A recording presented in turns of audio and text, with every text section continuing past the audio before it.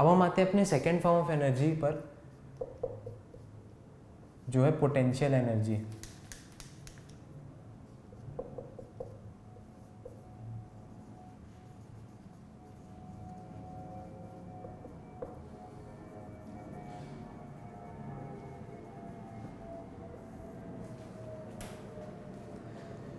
Potential energy discuss करने से पहले हम कुछ एग्जांपल्स डिस्कस करते हैं।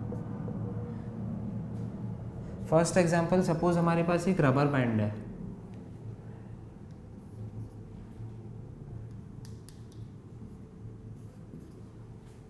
हमने इसे स्ट्रेच कर दिया, अपनी मेन पोजीशन से स्ट्रेच कर दिया।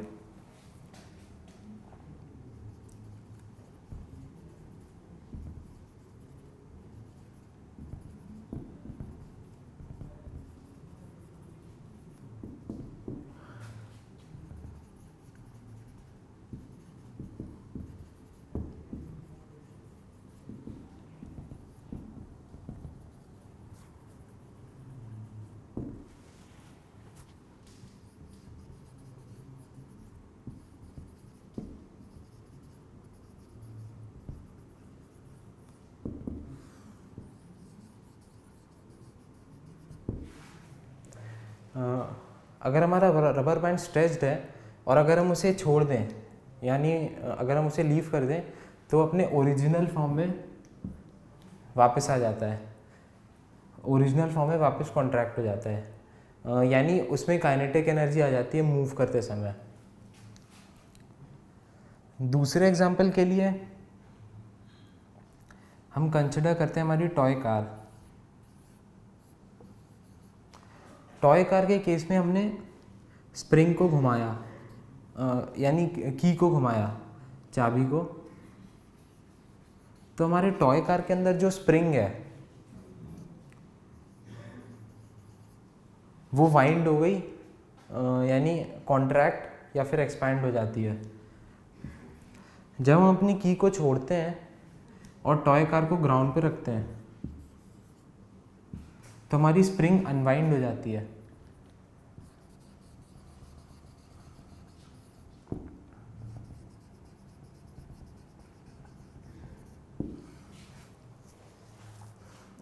और हमारी कार आगे बढ़ती है, यानी इसमें काइनेटिक एनर्जी आ जाती है।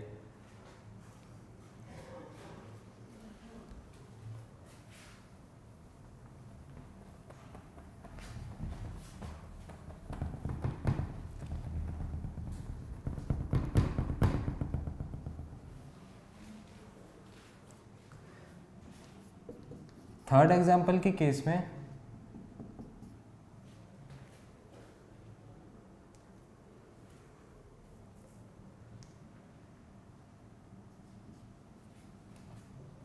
हम कंसिडर करते हैं हमारा बो एंड एरो। इस केस में जब हम बो की स्ट्रिंग को खींचते हैं तो हमारे, और उसे लीव कर देते हैं, तो हमारा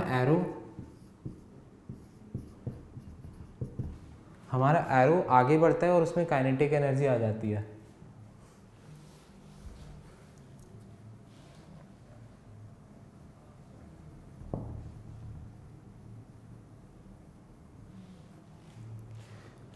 इस केस में हमने जितने भी ऑब्जेक्ट्स थे, हमारे रबर बैंड, बो की स्ट्रिंग या हमारी स्प्रिंग, सब पर हमने वर्क किया था और सब में हमें वर्क करने के कारण एनर्जी आई थी।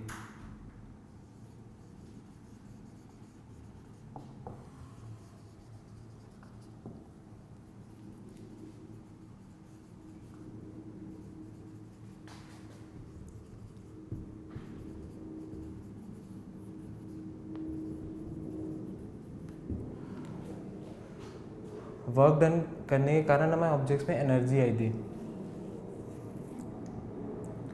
इसी एनर्जी को हम पोटेंशियल एनर्जी कहते हैं।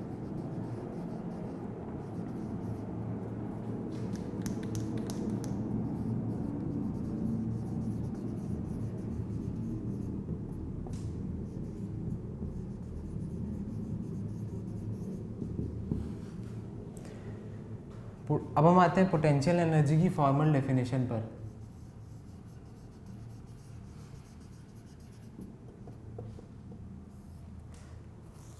हमारी पोटेंशियल एनर्जी की डेफिनेशन है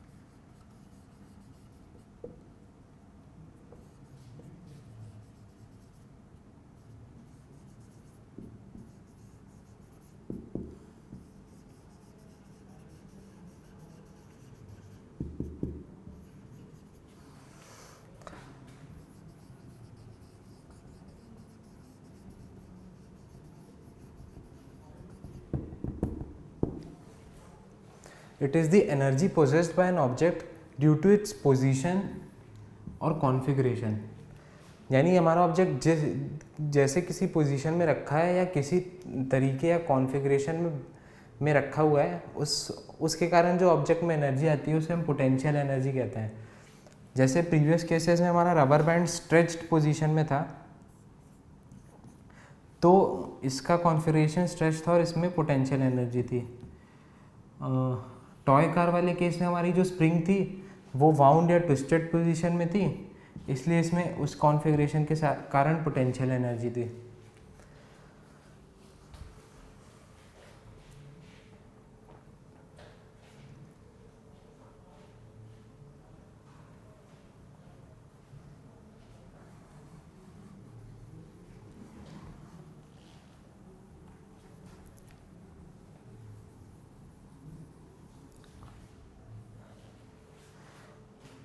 नेक्स्ट हम पोटेंशियल एनर्जी में डिस्कस करते हैं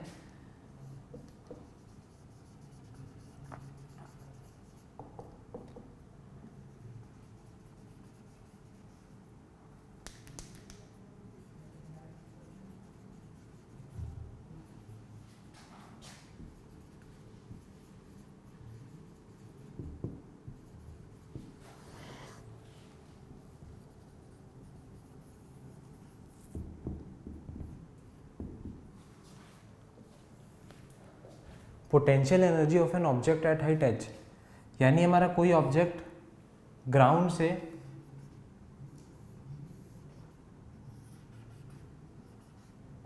h हाइट ऊपर है। Now let's look at the potential energy of an object at height h। इस केस में ऑब्जेक्ट को h हाइट पे लिफ्ट करने पर हमें वर्क करना पड़ता है।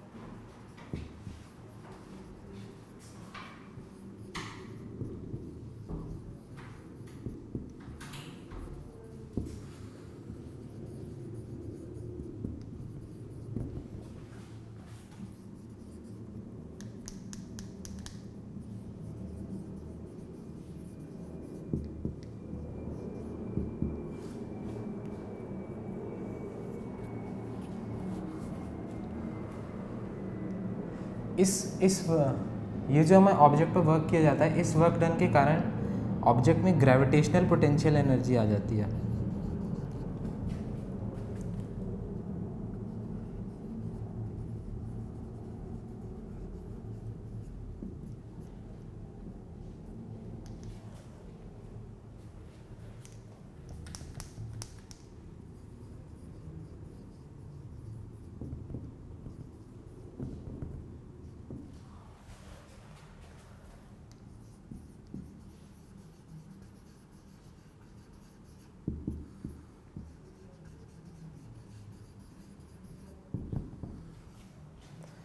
ग्रेविटेशनल पोटेंशियल एनर्जी आ जाती है। अब हम देखते हैं ग्रेविटेशनल पोटेंशियल एनर्जी क्या होता है। ग्रेविटेशनल पोटेंशियल एनर्जी को हम ऐसे डिफाइन करते हैं,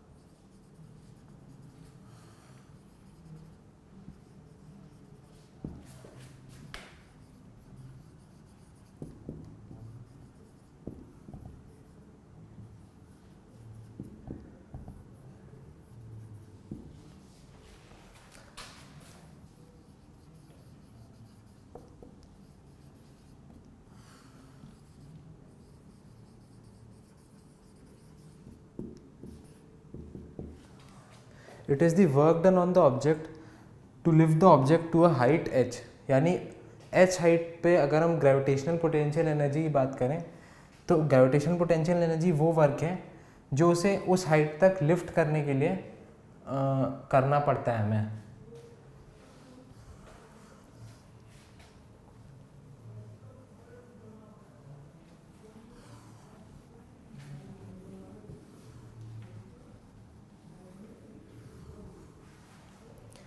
अब हम ग्रेविटेशनल पोटेंशियल एनर्जी का मैथमेटिकल एक्सप्रेशन डिराइव करते हैं।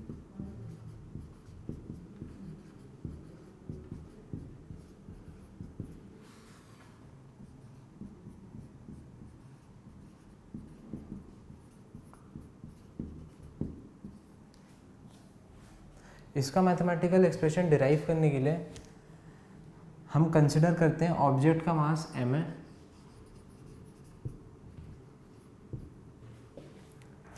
लिफ्ट करने के लिए उस पर फोर्स लग रहा है F, और ऑब्जेक्ट को हम h हाइट तक लिफ्ट कर रहे हैं।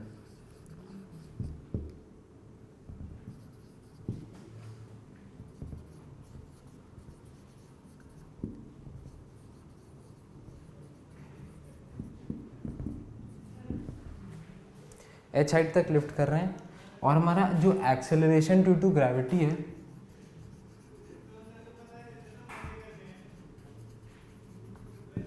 वो g है।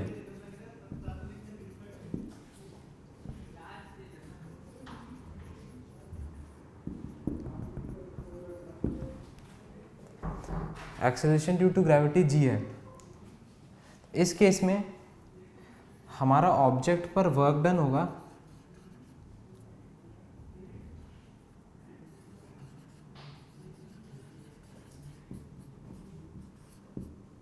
F इंटू एस, यानी फोर्स और जितना डिस्टेंस हम उसे मूव करा रहे हैं। इस केस में ऑब्जेक्ट पर फोर्स होगा उसके वेट के बराबर, जो कि होता है mg। अगर g हमारा एक्सेलरेशन ड्यू टू ग्रेविटी है तो हमें ऑब्जेक्ट के वेट के बराबर फोर्स लगाना पड़ेगा उसे ऊपर लिफ्ट करने के लिए, तो हम mg फोर्स लगाते हैं। जो डिस्टेंस ऑब्जेक्ट मूव कर रहा है वो h है,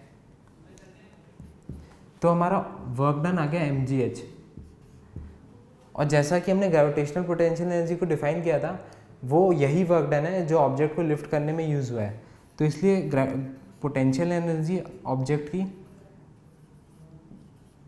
हमारी mgh निकल कर आ गई।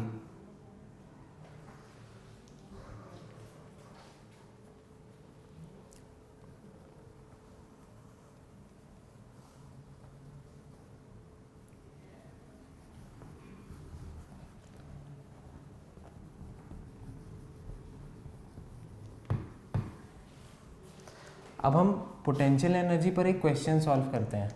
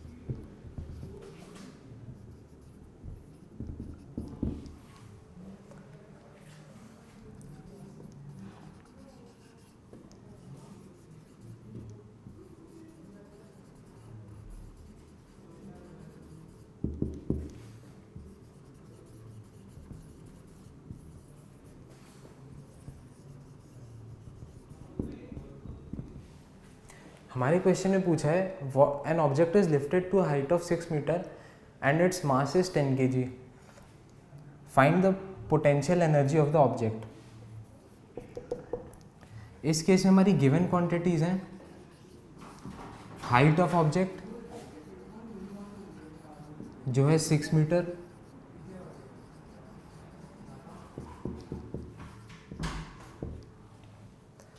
ऑब्जेक्ट का मास जो है 10 kg और हमें एक्सेलरेशन ड्यू टू ग्रेविटी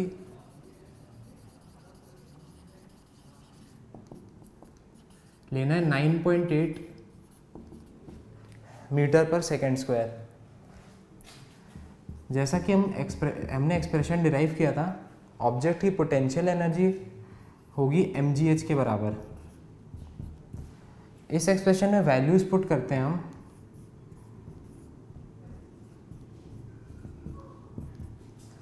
तो हमारी ऑब्जेक्ट की पोटेंशियल एनर्जी 588 जूल्स निकल कर आती है। यानी हमारे ऑब्जेक्ट को लिफ्ट करने में 588 जूल्स ऑफ वर्क लगा है।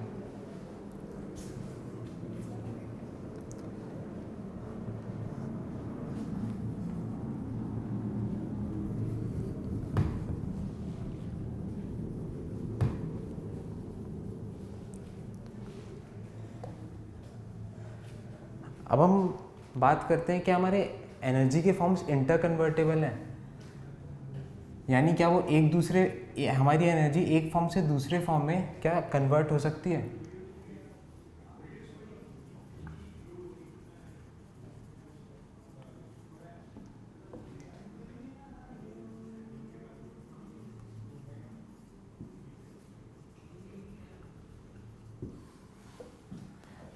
तो हम अपने डेली लाइफ में कई एग्जांपल्स देख सकते हैं, जैसे लाइट बल्ब हुआ, वो हमारी इलेक्ट्रिकल एनर्जी को लाइट एनर्जी में कन्वर्ट कर देता है। या हमारी बैटरीज हुई,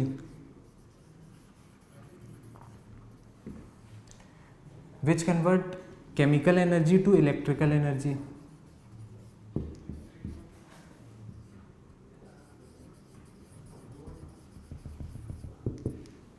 Another examples are body muscles, which convert chemical energy to mechanical energy.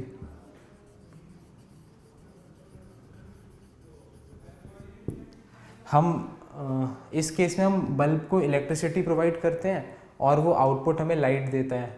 Batteries में अंदर केमिकल्स होते हैं जिन्हें जो हमें इलेक्ट्रिकल पावर प्रोवाइड करते हैं। मसल्स के केस में हम जो भी खाना खाते हैं वो बेसिकली केमिकल्स हैं और वो मसल्स हमें मैकेनिकल वर्क करने में हेल्प करती हैं। इससे हमें ये पता चलता है कि energy forms are interconvertible.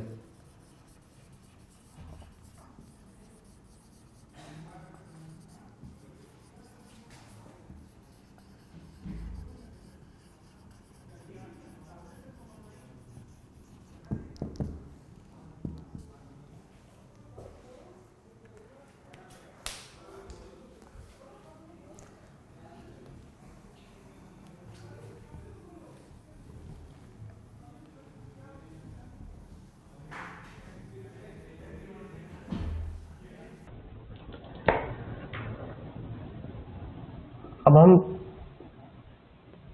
Potential energy के बारे में एक इम्पॉर्टेंट पॉइंट डिस्कस करते हैं।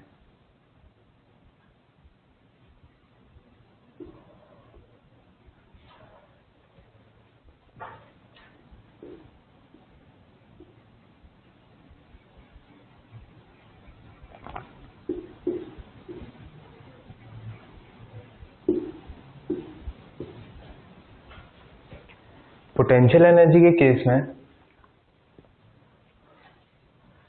हमारा जो वर्क डन है वो केवल इनिशियल और फाइनल हाइट्स पे डिपेंड करता है।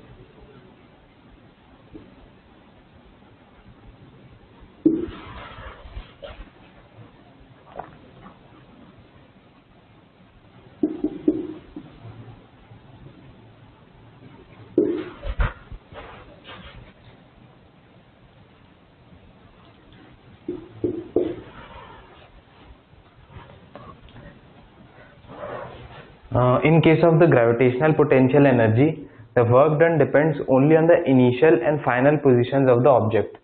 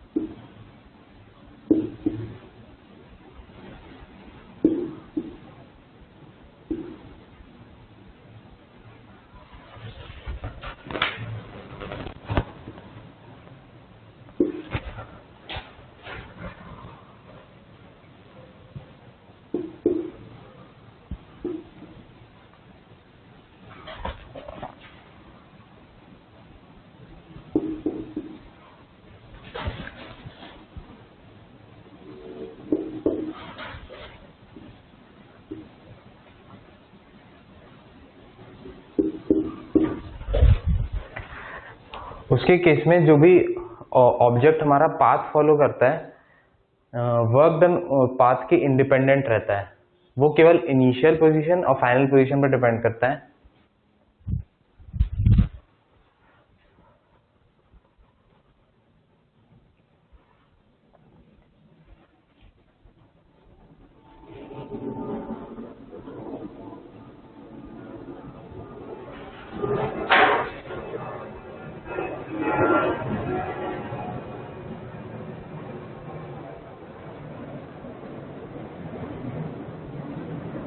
इसे एक्सप्लेन करने के लिए मैं फिगर का यूज करूंगा।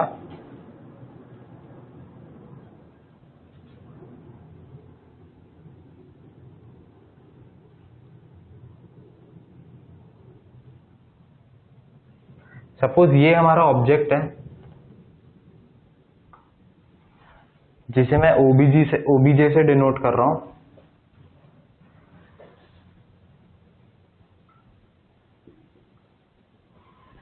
केस 1 में हम अपने ऑब्जेक्ट को इनिशियल पोजीशन जो कि ग्राउंड है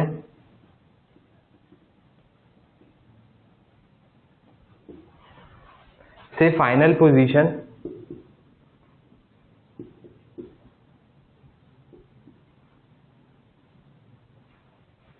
जो कि हमारा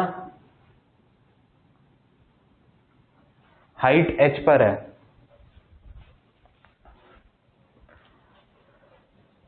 हम केस 1 में ऑब्जेक्ट को स्ट्रेट मूव कर रहे हैं इनिशियल पोजीशन यानी ग्राउंड से फाइनल पोजीशन जो कि हाइट h पर है। केस 1 में हम ऑब्जेक्ट को स्ट्रेट लाइन में ऊपर की ओर मूव कर रहे हैं।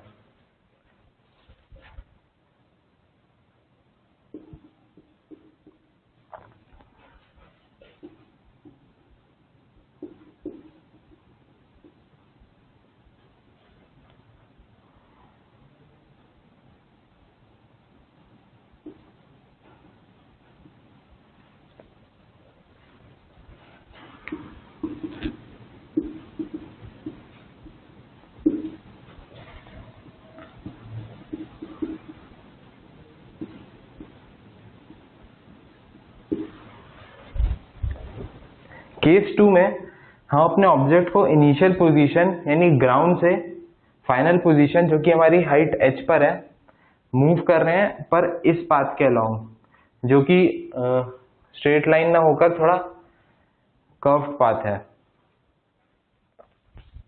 दोनों ही केसेस में हमारी ग्रेविटेशनल पोटेंशियल एनर्जी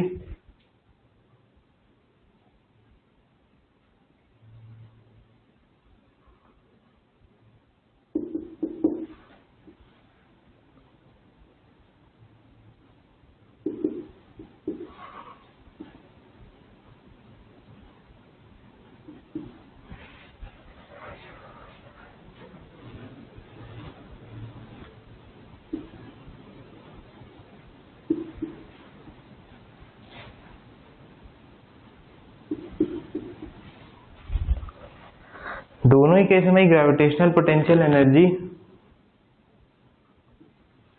mgh आती है, क्योंकि अगर हम ऑब्जेक्ट का मास m अज्यूम करें जी दोनों केसेस में सेम है और हाइट में डिफरेंस भी दोनों केसेस में सेम है। तो इससे हमें ये पता चलता है कि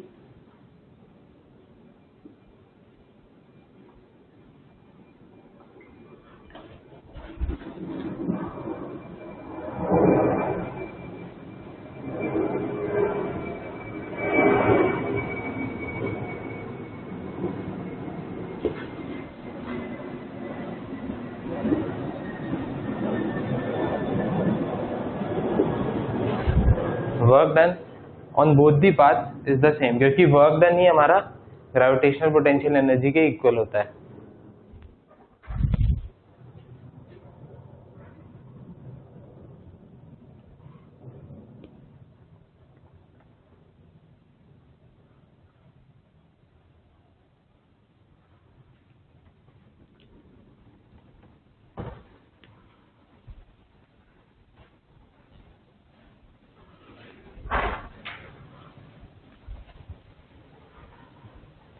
अब हम पोटेंशियल एनर्जी के कॉन्सेप्ट को रिवाइज करने के लिए एक क्वेश्चन सॉल्व करेंगे।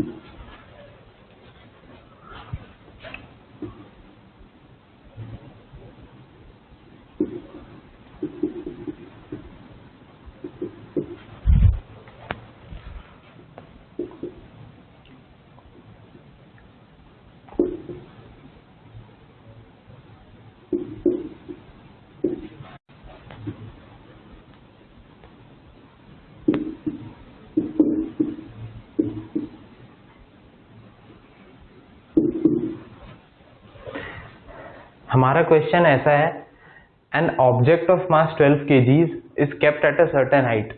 Its potential energy at that height is 480 joules. Taking g is equal to 10 meter per second square. Find the height at which it is kept. यानी हमारा object 12 kg का है और वो किसी हाइट पे रखा हुआ है, उसकी एनर्जी हमें दी गई है 480 जूल्स। हमें वो किस हाइट पे रखा है ये पता करना है।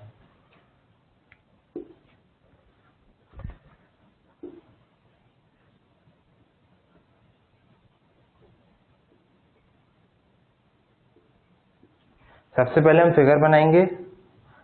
हम मानते हैं कि ऑब्जेक्ट h हाइट पे रखा हुआ है।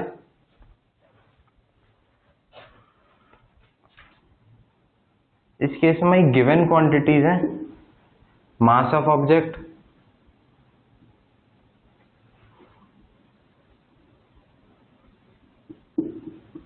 which is equal to 12 kgs. Then we have been given the potential energy of the object,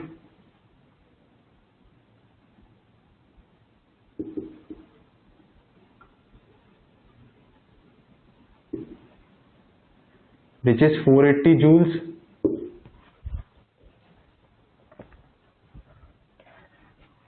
By the formula of potential energy, we can say that the potential energy of the object is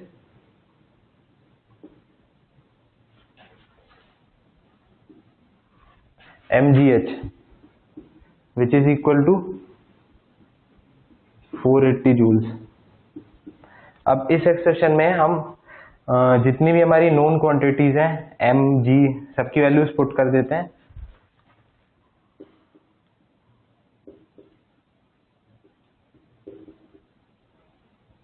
इससे हमारे पास expression आ गया 12 into 10 into H equals to 480 joules.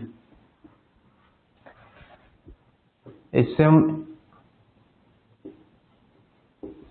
H निकाल सकते हैं, जो हमारा 480 by 120 यानी 4 मीटर निकल के आता है।